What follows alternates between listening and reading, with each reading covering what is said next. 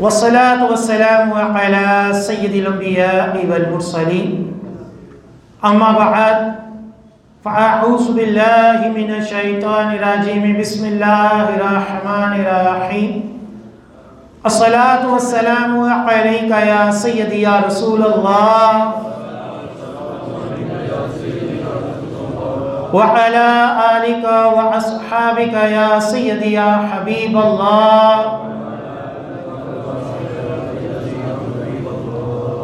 الصلاة والسلام عليك يا سيدي يا نبي الله وعلى آلك وأصحابك يا سيدي يا نور الله.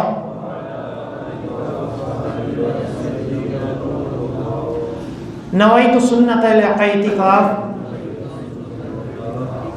جب بھی مسجد عام طور پر ہم حضور غوث پاک رحمت اللہ علیہ کی کرامات کو سنتے ہیں، آپ کی شان و عظمت کو سنتے ہیں، لیکن آپ نے کس طرح دین کا علم حاصل کیا، آپ کا بچپنا کیسا تھا، آپ نے کس طرح مجاہدے کیے، اور آپ کی سیرت کے متعلق جو مستند واقعات ہیں وہ کہاں سے ثابت ہے؟ آج میں جتنا بھی بیان کروں گا یہ ایک کتاب جس کا نام ہے بہجت الاسرار، اس کتاب سے ہی تقریباً سارا بیان کروں گا، اور یہ وہ کتاب ہے کہ جو حضور غوث پاک رحمت اللہ علیہ کی سیرت پر ایک بہترین اور ایک مستند ترین کتاب ہے۔ جس طرح احادیث میں سند کے ساتھ پوری حدیث بیان ہوتی ہے کہ فلاں شخص نے فلاں سے سنا، اس نے فلاں سے سنا، اس نے فلاں سے سنا، اس نے صحابی سے سنا، اور صحابی نے نبی کریم صلی اللہ علیہ وسلم سے سنا، اسی طرح اس کتاب میں سندوں کے ساتھ نبی کریم صلی اللہ علیہ وسلم کے امت کے بہترین تمام ولیوں کے سردار حضور غوث پاک رحمت اللہ علیہ کی سیرت بیان ہو رہی ہے، آپ کی کرامات، آپ کی شان و عظمت کو بیان کیا گیا۔ اور یہ بہجت الاسرار کس کی کتاب ہے اور اس کی کیا شان ہے؟ شیخ عبدالحق محدث دہلوی وہ فرماتے ہیں کہ بہجت الاسرار تصنیف شیخ امام نور الدین ابو الحسن علی بن یوسف شافعی رحمت اللہ علیہ کی ہے کہ حضور غوث پاک اور ان کے درمیان دو واسطے ہیں، صرف دو واسطے ہیں، یعنی یہ کتاب جو ہے یہ حضور غوث پاک کے دور کے کچھ عرصے بعد لکھی گئی، اور باقاعدہ جس راوی نے حضور غوث پاک کو یہ فرماتے سنا، جس نے حضور غوث پاک کی یہ شان دیکھی، پوری سند کے ساتھ اس کتاب کے اندر وہ واقعات مذکور ہیں۔ عربی کے اندر کتاب ہے، اور اس کا جو ترجمہ ہے وہ بھی کئی علماء نے کیا ہے۔ ایک ترجمہ اس کا امام الاولیاء، بہجت الاسرار کا ترجمہ امام الاولیاء ایک اچھا ترجمہ ہے، آسان فہم بہترین انداز میں کیا گیا ہے، وہ بھی ہے۔ بہرحال آپ رحمت اللہ علیہ کا نام عبد القادر تھا، آپ کی پیدائش 470 ہجری کے قریب ہوئی، والد محترم کا نام ابو صالح موسیٰ جنگی رحمت اللہ علیہ تھا، والدہ محترمہ کا نام ام الخیر رحمت اللہ علیہ تھا۔ آپ درمیانے قد کے تھے، گندمی رنگ تھا، بلند آواز تھی، فراخ سینہ تھا، یعنی چوڑے سینے والے تھے۔ آپ کی جو داڑھی مبارک تھی وہ بھی چوڑی تھی، اور دینی تعلیم آپ نے بغداد سے حاصل کی۔ جیلان میں پیدا ہوئے، اور پیدائشی ولی اللہ تھے. ولایت جو شے ہے نا، ولایت یہ کسبی شے نہیں ہے، نہ ہی وراثتی شے ہے. ہمارے یہاں وراثت ہی بن گئی ہے. ولی کا بیٹا بھی ولی سمجھتے ہیں، چاہے پڑھنے درجے کا جاہل ہو، عیاش ہو، وہی گدی نشین بن جاتا ہے، وہی جو ہے وہ لوگوں پہ غلط غلط عقیدے بیان کرتا ہے اور اپنے علاوہ کسی کو کچھ سمجھتا ہی نہیں. ولایت جو ہے ہمیشہ یاد رکھا جائے، ولایت بندہ جو ہے نہ وراثت کے طور پر لے سکتا ہے، نہ کوئی ڈپلوما ہے کہ اتنی کتابیں پڑھ لو گے تم ولی بن جاؤ گے. نہیں، ولایت اللہ تعالیٰ کی عطا ہے. ولایت اللہ تعالیٰ کی عطا ہے، جسے چاہتا ہے اپنا ولی بنا دیتا ہے. ہاں، عمومی طور پر جو محنت کرتے ہیں، جو عبادات کرتے ہیں، ان کو اللہ تعالیٰ ولی بناتا ہے. لیکن کنفرم نہیں کہ ایک بندہ اگر 5 وقت کا نمازی ہے، تہجد گزار ہے، تو ہم اس میں ظن تو رکھ سکتے ہیں کہ یہ اللہ کا ولی ہے، لیکن یہ یقینی بات نہیں ہے کہ یہ اللہ کی عطا ہے. اللہ تعالیٰ چاہے تو کسی چور ڈاکو کو توبہ کی توفیق دے کر اپنی جناب سے دین کا علم عطا کر اس کو ولی بنا دے، اور اللہ تعالیٰ چاہے تو جو بچہ پیدا ہوا ہے اسے پیدائشی ولی بنا دے. جس طرح نبی کریم صلی اللہ علیہ وسلم کی یہ شان ہے کہ آپ پیدائشی نبی تھے اور تمام نبیوں کے سردار ہیں، اسی طرح ہمارے دوست پاک رحمۃ اللہ علیہ اگلے پچھلے تمام ولیوں کے سردار ہیں. اللہ تعالیٰ نے ان کو بھی پیدائشی ولی بنا کر بھیجا. بہجت الاسرار صفحہ نمبر 215، اس کے اندر یہ واقعہ لکھا ہے کہ حضور غوث پاک رحمۃ اللہ علیہ کے دور میں چاند کے بارے میں لوگوں میں اختلاف ہو گیا کہ ابر آلود تھا، چاند نظر نہیں آ رہا تھا واضح. تو لوگ آپ کی والدہ سے پوچھنے کے لیے آئے کہ صبح روزہ ہے یا نہیں ہے، صبح روزہ ہے یا نہیں ہے. تو انہوں نے کہا میرے بچے نے آج دودھ نہیں پیا، میرے بچے نے آج دودھ نہیں پیا. پھر معلوم ہوا، کنفرم ہوا کہ یہ دن رمضان کا تھا. یعنی پیدا ہوتے ہی حضور غوث پاک رحمۃ اللہ علیہ رمضان کے دنوں میں اپنی والدہ کا دودھ نہیں پیتے تھے. بہجت الاسرار میں لکھا ہے کہ والدہ نے کس چیز سے یہ سمجھا کہ آج عبد القادر نے دودھ نہیں پیا، تو اس بات کی دلیل ہے کہ آج روزہ ہے. اور بعد میں لوگوں کو کنفرم ہو گیا کہ واقعی آج روزہ ہے، تو کتاب میں لکھا ہے لوگوں میں یہ بات اس وقت مشہور ہو گئی کہ سید زادوں کے گھر ایک بچہ پیدا ہوا ہے جو رمضان میں دن میں دودھ نہیں پیتا. نعرہ تکبیر، اللہ، نعرہ رسالت، نعرہ تحقیق، نعرہ حیدری، نعرہ غوثیہ. اس واقعے سے ایک بات کنفرم پتہ چلی کہ اللہ کا جو ولی ہوتا ہے وہ اللہ کا عبادت گزار ہوتا ہے. نہ صرف فرائض بلکہ سنت بلکہ نوافل کے اوپر بھی کار بند ہوتا ہے. یہ نہیں کہ وہ پیر مان جائے جو نہاتا ہی نہیں، یا جس نے 10 انگوٹھیاں پہنی ہو تو وہ کہتے ہیں کہ بڑے پہنچی ہوئی سرکار ہے. نہیں، اللہ تک پہنچنے کی صرف ایک ہی راہ ہے، وہ وہی راہ ہے جو اللہ کے محبوب صلی اللہ علیہ وسلم نے قرآن و حدیث کی روشنی ہمیں عطا فرمائی. اس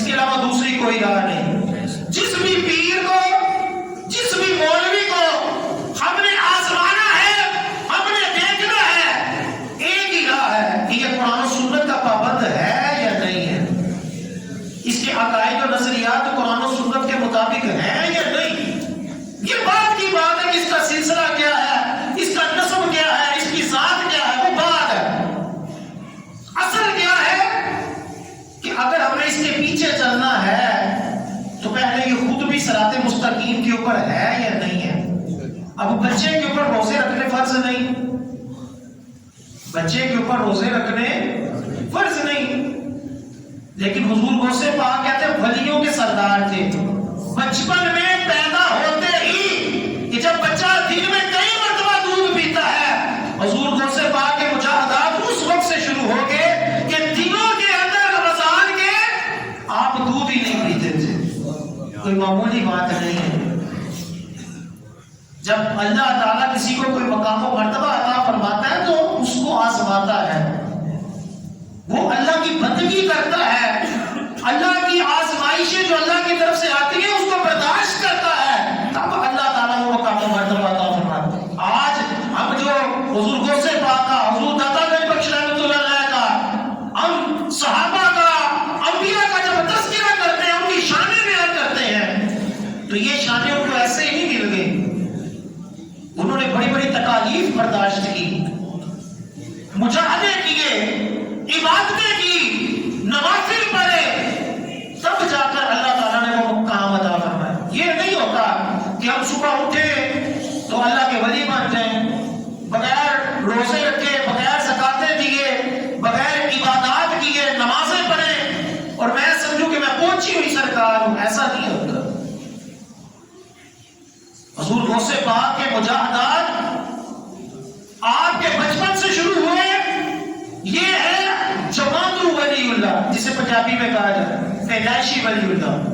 اور آپ کی ولایت ایسی تھی کہ آپ کے آنے سے پہلے، آپ کی پیدائش سے پہلے بڑے بڑے اولیاء کرام نے یہ پیشین گوئی کی تھی کہ ایک اللہ کا ولی عبد القادر ایسا آئے گا جو یہ کہے گا بغداد میں کہ قدمی حاضی علی رکبتی کلی ولی اللہ، کہ میرا یہ قدم تمام اولیاء کی گردن کے اوپر ہے. یہ بڑے بڑے اولیاء کرام پہلے سے پیشین گوئی کر گئے تھے. اور بہجت الاسرار میں لکھا ہے 126 نمبر صفحہ پر کہ جب ایک وقت آیا جب آپ نے مجاہدات کیے، دین کا علم حاصل کیا، اس کے بعد آپ نے بغداد میں یہ کہا قدمی حاضی علی رکبتی کلی ولی اللہ، تو اگلے پچھلے تمام ولیوں نے اپنی گردنوں کو جھکا لیا. اور شیخ عطی فرماتے ہیں 300 ولی اللہ اور 700 رجال الغیب، زمین پر بیٹھنے والے اور ہواؤں پر اڑنے والے ولیوں نے اپنی گردنوں کو جھکا دیا کہ آپ کا یہ قدم جو ہے ہماری گردنوں کے اوپر ہے. اور اس جملے کے اوپر پوری فصل باندھی گئی بہجت الاسرار میں، اور کثیر روایتیں اس کے اوپر نقل کی گئی کہ جب آپ نے یہ جملے بولے کہ میرا یہ قدم تمام اولیاء کی گردن کے اوپر ہے، تو اس وقت کیا کیا کچھ ہوا. یہاں تک لکھا ہے کہ پچھلی روحوں نے جو اولیاء کرام دنیا سے پردہ کر گئے تھے، انہوں نے قبروں کے اندر اپنی گردنوں کو جھکا لیا. اب یہاں جب اس طرح کی کرامت بیان کرتے ہیں تو لوگ کہتے ہیں جی پتہ نہیں سچ ہے یا جھوٹ ہے. پہلی بات تو میں نے آپ کو حوالہ دیا. دوسری بات یہ کہ اللہ کی یہ شان ہے کہ اللہ تعالی چاہے تو اپنے کسی ولی کو یہ کمال عطا کر سکتا ہے کہ اس کی آواز ایک مقام سے پوری دنیا میں سنائی دے. ممکن ہے. حضرت ابراہیم کی مثال لیتے ہیں. پہلے آپ نے جب خانہ کعبہ کو تعمیر کیا تو اللہ تعالیٰ نے فرمایا کہ لوگوں کو اس کے لیے بلاؤ، اس کی زیارت کریں. تو حضرت ابراہیم نے کہا مولا یہاں تو کوئی نہیں ہے، بیابان ہے. اللہ تعالیٰ نے فرمایا تم اعلان کرو، دعوت دو. جب ابھی قبیس پہاڑ کے اوپر کھڑے ہو گئے، حضرت ابراہیم علیہ السلام نے خانہ کعبہ کی زیارت کی دعوت دی.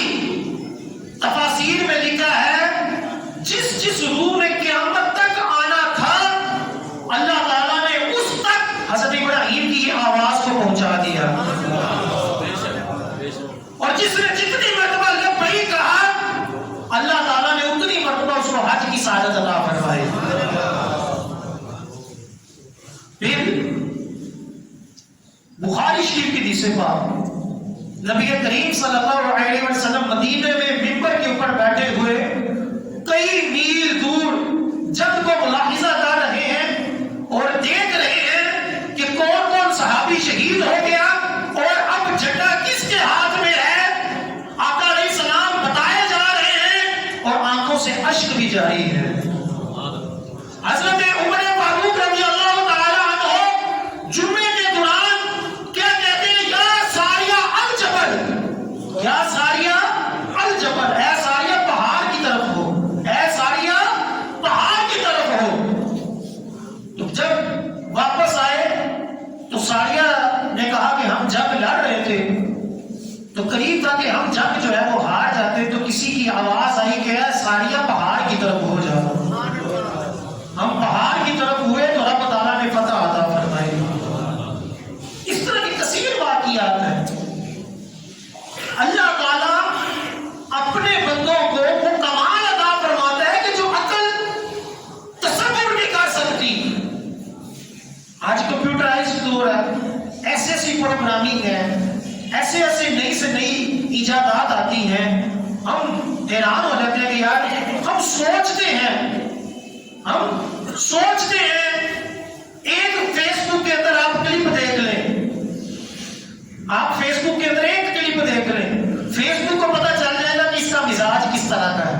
وہ آپ کو پھر اسی طرح کے کلپ بھیجے گا. آپ نے کرکٹ دیکھی تو کرکٹ کے میچ، آپ نے کسی عالم دین کا بیان سن لیا تو آپ کو علماء کے بیان آتے رہیں گے. وہ فیس بک ایک کمپیوٹر وہ آپ کی سوچ جو ہے اس کو پڑھ لیتا ہے کہ آپ کس سوچ کے مالک ہیں. اللہ کے نبیوں، اللہ کے ولیوں کی شان کے اوپر ہم تنقیدیں کرتے ہیں. ہمیں ہماری کھوپڑی میں نہیں آتی بات یہ کہ یہ کیسے ہو سکتا ہے. یہ ہو سکتا ہے جب یہ نظریہ ہو کہ رب تعالیٰ قادر ہے. تو یہ روایتوں سے ثابت ہے.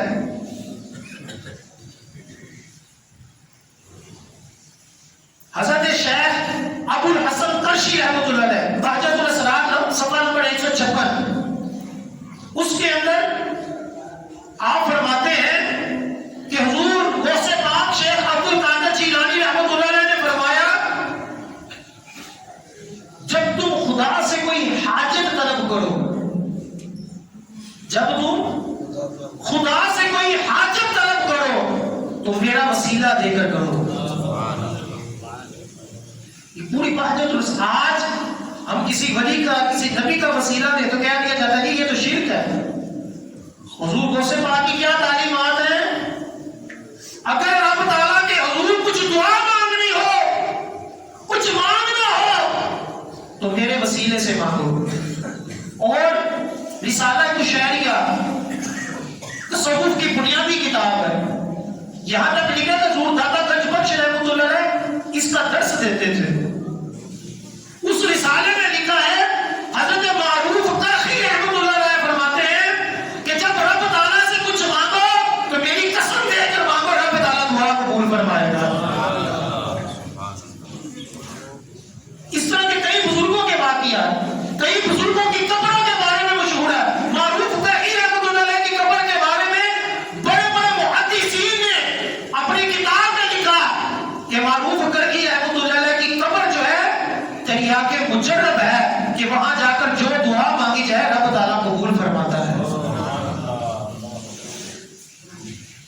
تو حضور غوث پاک کی کیا شان ہے؟ فرماتے ہیں رب سے جب کچھ مانگنا ہو نا میرے وسیلے سے مانگو. کیا بولا؟ تجھے غوث پاک کا واسطہ میری دعا کو قبول فرما. غوث پاک فرما رہے ہیں بہجت الاسرار صفحہ نمبر 188 میں بڑی پیاری بات. یہ بھی عقیدہ اہل سنت کلیئر ہو رہا ہے. شیخ ابو الحسن قرشی رحمۃ اللہ علیہ فرماتے ہیں میں نے 4 مشائخ کو دیکھا.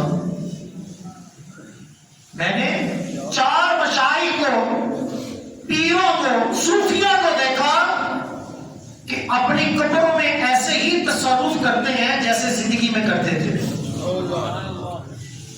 جیسے زندگی میں کسی کو کچھ دے دیا، کسی کے لیے دعا کر دی، کسی کی حاجت پوری کر دی۔ حضرت ابوالحسن کرشی رحمۃ اللہ علیہ کیا فرماتے ہیں بہجت الاسرار میں نے 4 مشائخ کو دیکھا کہ وہ قبر میں بھی وہی تصرف کرتے ہیں کہ جو زندگی میں کرتے تھے۔ ان چاروں کے نام بتاتے ہیں معروف کرخی رحمۃ اللہ علیہ، شیخ عقیل، شیخ حیات بن قیس اور شیخ عبد القادر جیلانی۔ یہ ان کو اپنا نظریہ تھا نا کہ جو انہوں نے محسوس کیا، کہتے میں نے 4 کو دیکھا۔ اہل سنت کا تو یہ عقیدہ ہے کہ اللہ کی عطا سے اولیاء کرام جو ہیں وہ مدد کرتے ہیں، ہمارا صرف اتنا عقیدہ ہے۔ ہم یہ نہیں دعویٰ کرتے کہ معاذ اللہ وہ اللہ کی عطا کے بغیر خود ہی مدد کر سکتے ہیں، نہیں۔ بندہ چاہے زندہ ہے چاہے دنیا سے پردہ کر گیا ہے، وہ جب بھی کسی کی مدد کرے گا اللہ کی عطا سے کرے گا۔ ڈاکٹر شفا دے گا اللہ کی عطا سے دے گا، وہ ایک وسیلہ ہے۔ پولیس اللہ کا وسیلہ ہے، جتنے بھی سرکاری ادارے ہیں یہ وسیلہ ہے، اللہ کی عطا سے ہی وہ مدد کر سکتے ہیں۔ کئی مرتبہ ہم جاتے ہیں ہماری مدد نہیں ہوتی، کئی مرتبہ ہماری سوچ نہیں ہوتی، ہماری خواہش بھی نہیں اتنی ہوتی، لیکن اللہ تعالیٰ مدد کروا دیتا ہے۔ اللہ تعالیٰ فاسق کے ذریعے سے مدد کروا دیتا ہے۔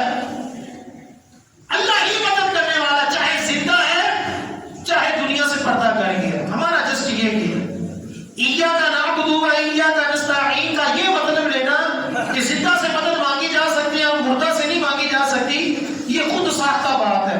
اللہ نے بغیر قید کے کہا اللہ کی ہی عبادت کرتے ہیں اور اللہ ہی سے مدد مانگتے ہیں، حقیقی مددگار رب تعالیٰ ہی ہے۔ ہمارا یہ نظریہ اللہ کی عطا سے، اور اس کے اوپر کثیر روایتیں احادیث میں اس کا ثبوت ہے۔ صحابہ کرام نے سرکار کی بارگاہ میں دنیا سے پردہ کرنے کے بعد آ کر بھی وسیلہ کیا ہے، ڈائریکٹ بھی مانگا، وہ ایک الگ ٹاپک ہے۔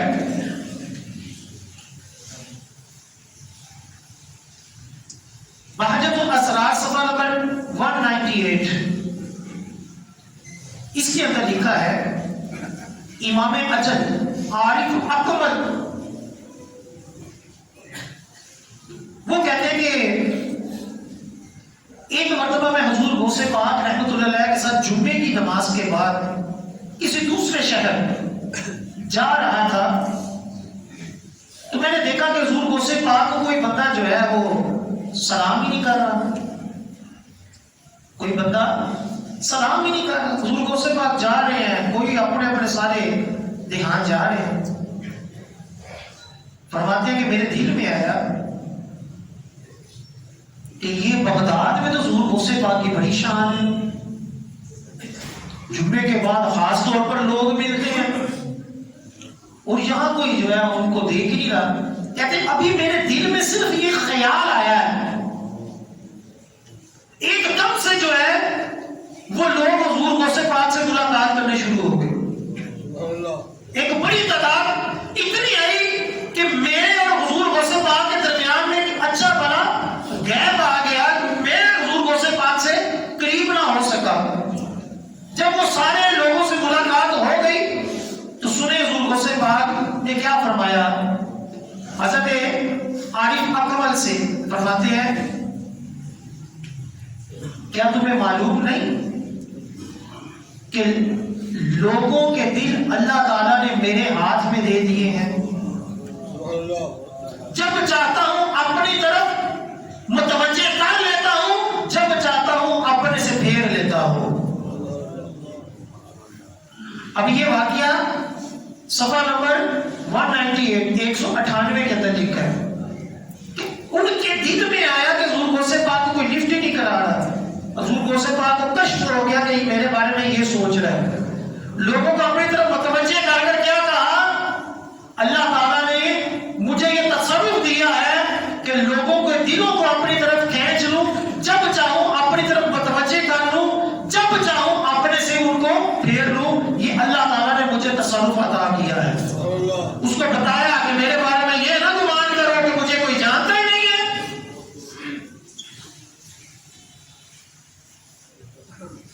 ایک مرتبہ بہجت الاسرار صفحہ نمبر 184 لوگوں نے کہا کہ حضور ہم بھی بھی آپ جیسے ہی روزے رکھتے ہیں، آپ جیسی نماز پڑھتے ہیں، آپ جیسی ہی ریاستیں کرتے ہیں،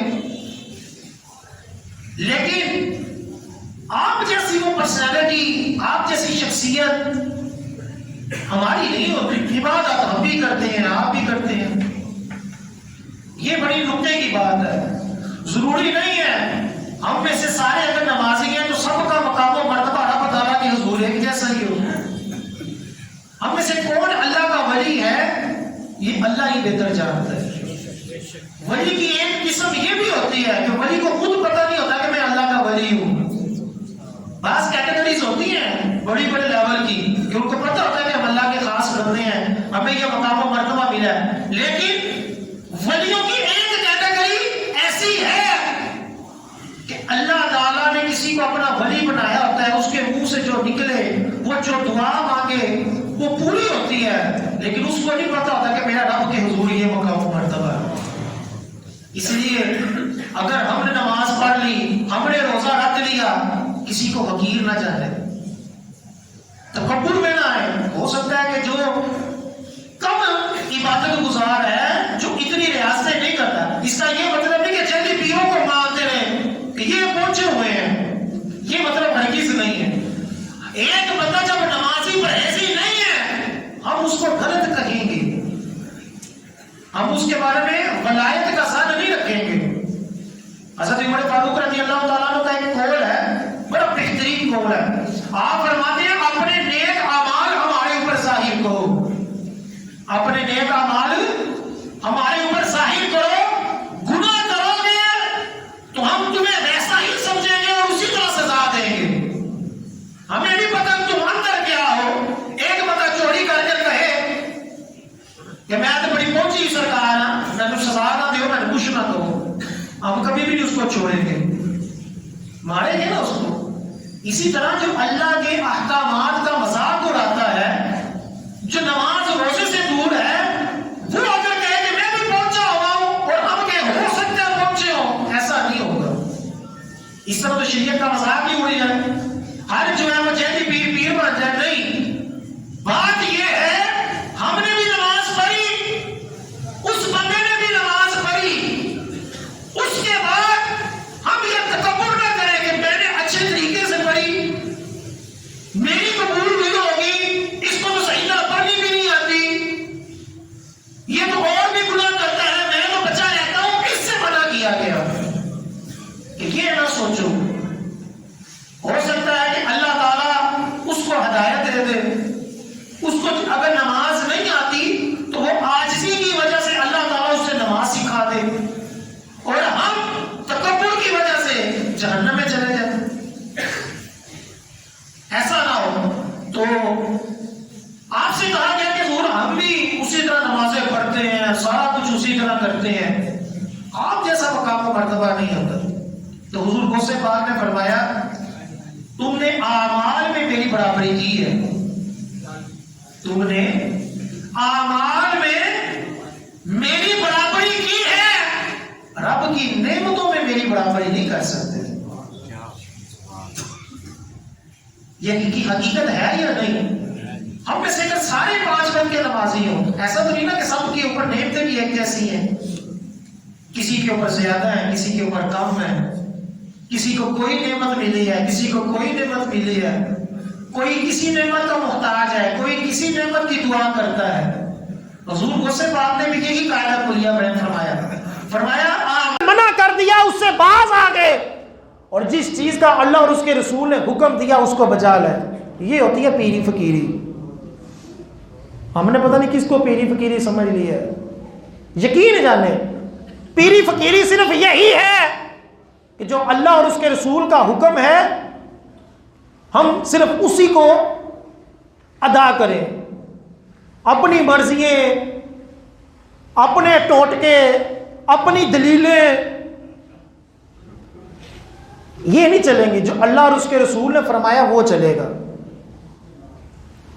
پھر آپ کیا فرماتے ہیں؟ بہجت الاسرار صفحہ نمبر 153 آپ فرماتے ہیں ہر ولی کسی نبی کے قدم پر ہے۔ ہر ولی کیا ہوتا ہے؟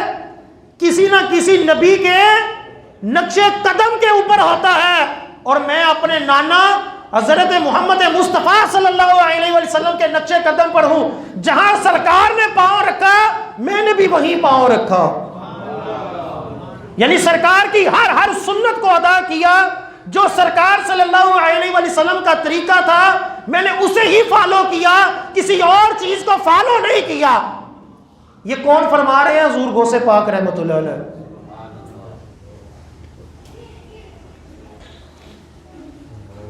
پتہ چلا کہ ولی جو ہوتا ہے وہ کبھی بھی شریعت سے دور نہیں ہو سکتا، نہ یہ دعویٰ کر سکتا کہ میرے اوپر نماز فرض ہی نہیں رہی، یا یہ کہے کہ جی داڑھی تے ٹھیڈی چوندی ہے، جس طرح ہمارے یہاں جیلی پیر کرتے ہیں، جی ساڈی نماز مکے ہوندی ہے، کھانا پینا یہاں، چندے یہاں سے لینے، جب نماز کی باری آئے تو مدینے چلے جانا. یہ پکھنڈ بنایا ہوا ہے. اور افسوس یہ ہے کہ ہماری سیدھی عوام، بھولے بھالے لوگ ان جیلی پیروں کے چلے گئے. ایک قوم تو ایسی ہے جو سب کوئی غلط کہتی ہے اور سارے پیر غلط ہیں، چلو جی سارے مولوی 2 نمبر ہیں. ایک قوم ادھر چلی گئی، وہ سیکولر ہی ہو گئی. ایک قوم اندھی ہو گئی، بس جو میرا پیر کر رہا ہے، جو میرا پیر کہہ رہا ہے وہی ٹھیک ہے. درمیان والے لوگ چند ہی رہ گئے. اعتدال بالکل واضح سی بات ہے، قرآن و حدیث ہمارا معیار ہے. جو اس کے اوپر پورا اترتا ہے اسی سے ہماری محبت ہونی چاہیے، وہی ہمارا امام ہونا چاہیے، وہی ہمارا پیر ہونا چاہیے، وہی ہمارا پیشوا ہونا چاہیے، اسی سے محبت ہونی چاہیے. جس کا عقیدہ، جس کا نظریہ، جس کے اعمال قرآن و حدیث کے خلاف ہے اس کے ساتھ کوئی تعلق نہیں ہونا چاہیے. آج بھی ہمارا معاشرہ سدھر سکتا ہے. یہ جعلی پیروں سے ہماری جان چھٹ سکتی ہے اگر ہم اس فارمولے کو اپنائیں. چرسی، بنگی، ننگے، لمبی لمبی زلفیں، انگوٹھیاں پہننے والے جو ہیں ہزاروں لوگ اس کے پیچھے لگے ہوئے. قوالیاں سنتے ہیں، ننگے آگ اور پیسے لٹا رہے ہیں. لوگ ایسے پیسے پیش کر رہے ہیں. وہ پیسہ کہ جو اتنے لوگوں کو لوٹ کر لائے، ڈنڈیاں مار کر کمایا، وہ جعلی پیروں کے آگے پیش کر دیتے یہ لے لو. مسجدیں، مدرسے وہ بیابان ہیں. مدرسوں والے بیچارے روٹیوں کے اوپر جا کر ترلے لیتے ہیں کہ کوئی روٹی دے دو، کوئی کھانا دے دو. وہاں نہیں دینا. ہمارا پیسہ قوالیوں کے اوپر اور شراب خور قوالوں کے اوپر خرچ ہوتا ہے یا جعلی پیروں کے اوپر خرچ ہوتا ہے. جہاں خرچ ہونا چاہیے وہاں نہیں ہوتا.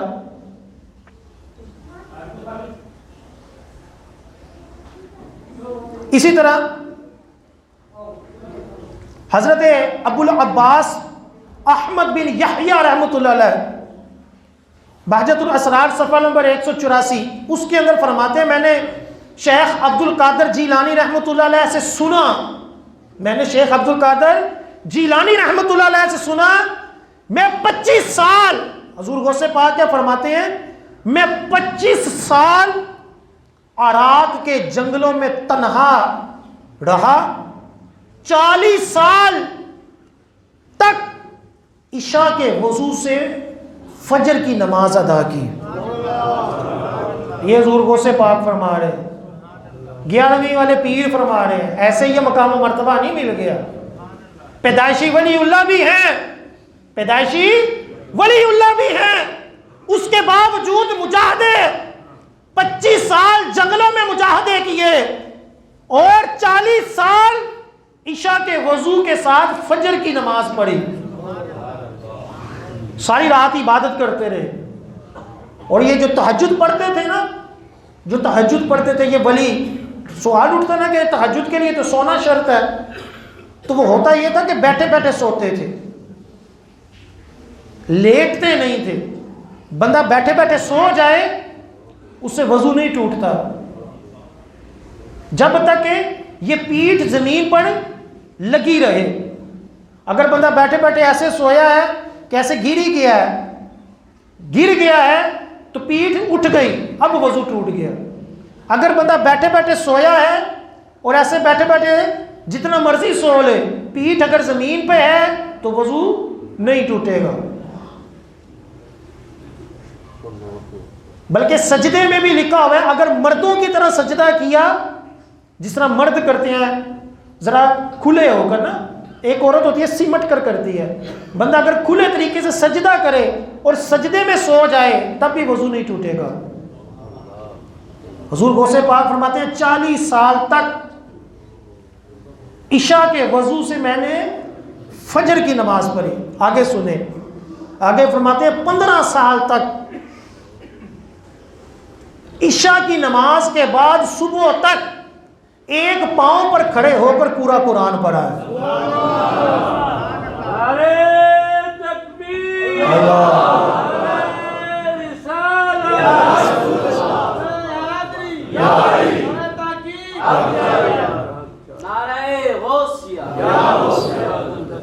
فرماتے ہیں میرے ہاتھ میں ایک میخ یعنی ایک کیل ہوتا تھا جو دیوار کے اندر گھسا دیتا تھا نیند کی خوف کی وجہ سے، کہ وہ رسی باندھ کر کیل کو رسی باندھ کر اپنے ساتھ وہ رکھتے تھے کہ نیند نہ آئے، وہ رسی کھینچ لے فوراً کھڑا کر کے۔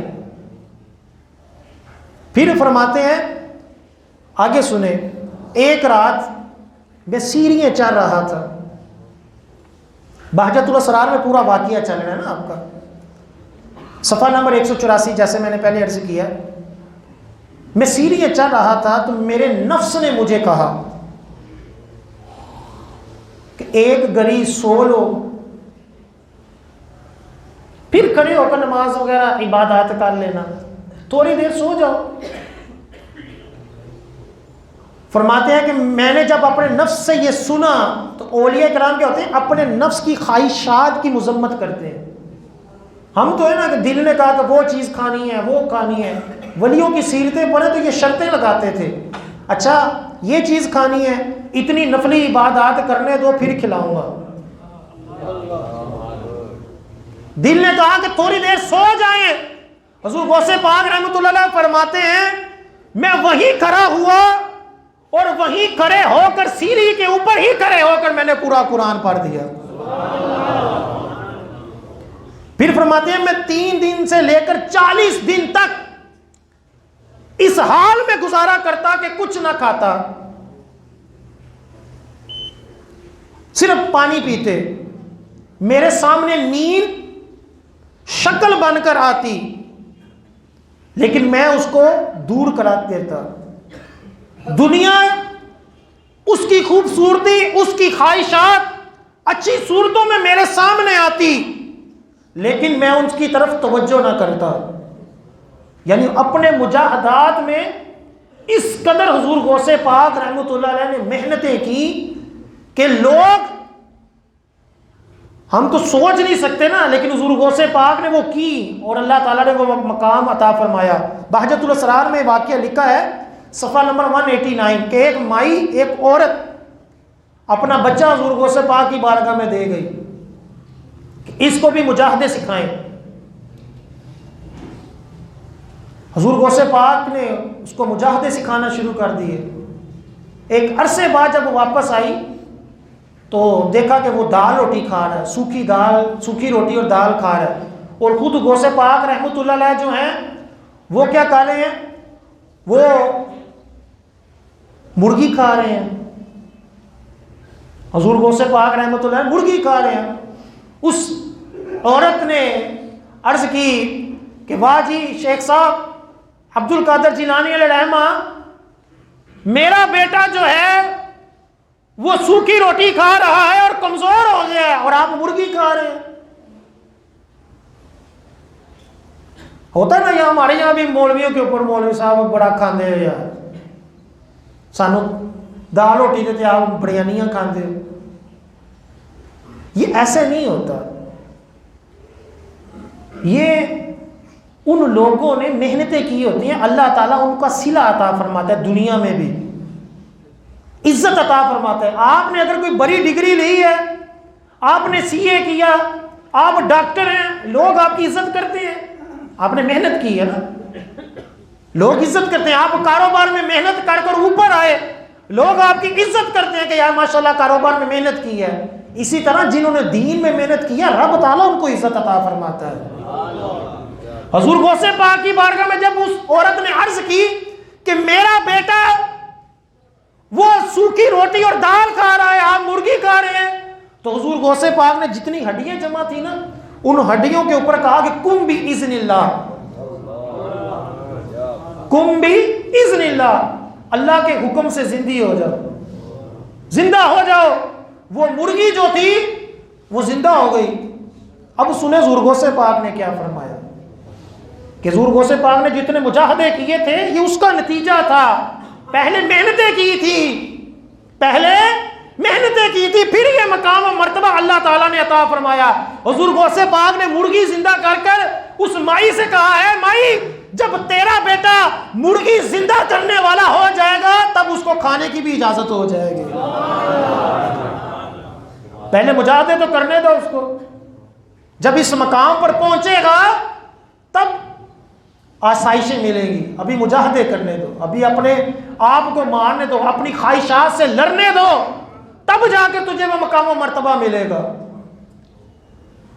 تو ناظرین یہی موضوع تھا سیرت غوث پاک رحمۃ اللہ علیہ کہ آپ رحمۃ اللہ علیہ نے بچپن میں پیدائشی ولی اللہ ہونے کے باوجود دین کا علم حاصل کیا. بغداد شریف جا کر اس دور کے بڑے بڑے علماء سے پہلے قرآن و حدیث کو پڑھا.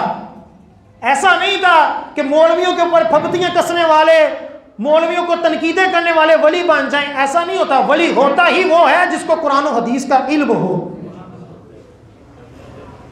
علماء کرام نے لکھا, مولا علی قاری علیہ الرحمہ نے بھی لکھا اس کو کہ اللہ تعالیٰ کسی جاہل کو اپنا ولی نہیں بناتا. اگر کسی جاہل کو اپنا ولی بنا لے پھر اس کو جاہل نہیں رہنے دیتا, پھر اس کو علم لدنی عطا فرماتا ہے. اپنی جناب سے بغیر پڑھے ہی اللہ تعالیٰ اس کو علم عطا فرما دیتا ہے.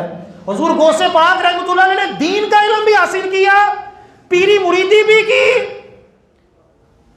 سعید مخزومی رحمۃ اللہ علیہ سے بیعت بھی کی, مجاہدے بھی کیے, تب جا کر یہ مقام و مرتبہ ملا. آپ اتنے بڑے مفتی تھے کہ پوری دنیا سے آپ کے پاس لوگ اپنے مسائل بھیجتے تھے, فتوے پوچھتے تھے. ایک شخص نے کہا کہ اگر میں ایسی عبادت نہ کروں جو میرے سوا دنیا میں کوئی بھی نہ کر رہا ہو تو میری بیوی کو 3 طلاقیں.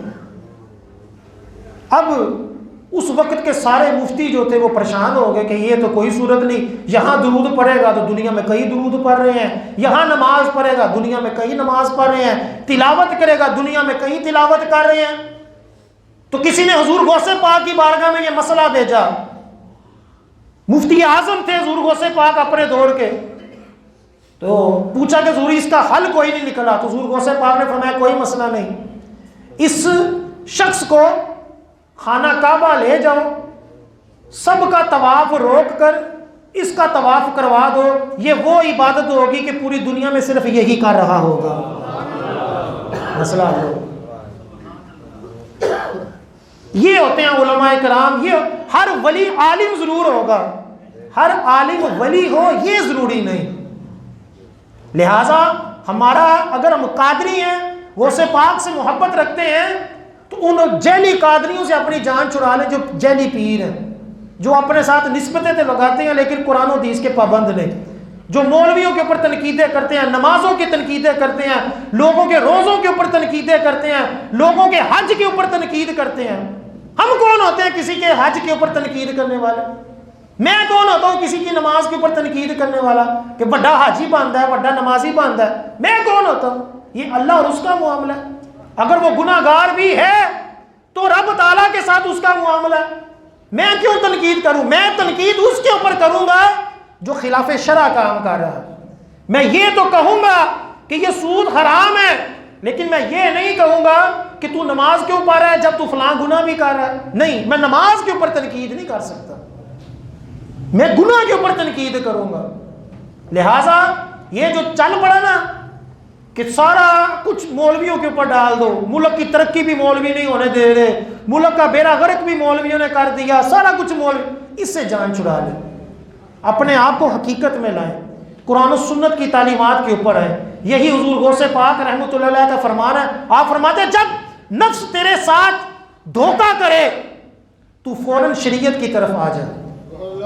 حضور غوث پاک کا فرمان کہ جب نفس تجھے گمراہ کی طرف لے کر جائے، اپنی آسائشوں کی طرف لے کر جائے، حرام خوری کی طرف لے کے جائے، رشوت خوری کی طرف لے کے جائے، سود خوری کی طرف لے کے جائے، تو تم نے کیا کرنا ہے؟ تم نے شریعت کی طرف آنا ہے، نفس کے پیچھے نہیں چلنا۔ کس کے پیچھے چلنا ہے؟ شریعت کے پیچھے چلنا ہے۔ اللہ تعالی ہمیں حضور غوث پاک کی تعلیمات کے اوپر عمل پیرا ہونے کی توفیق عطا فرمائے، آمین۔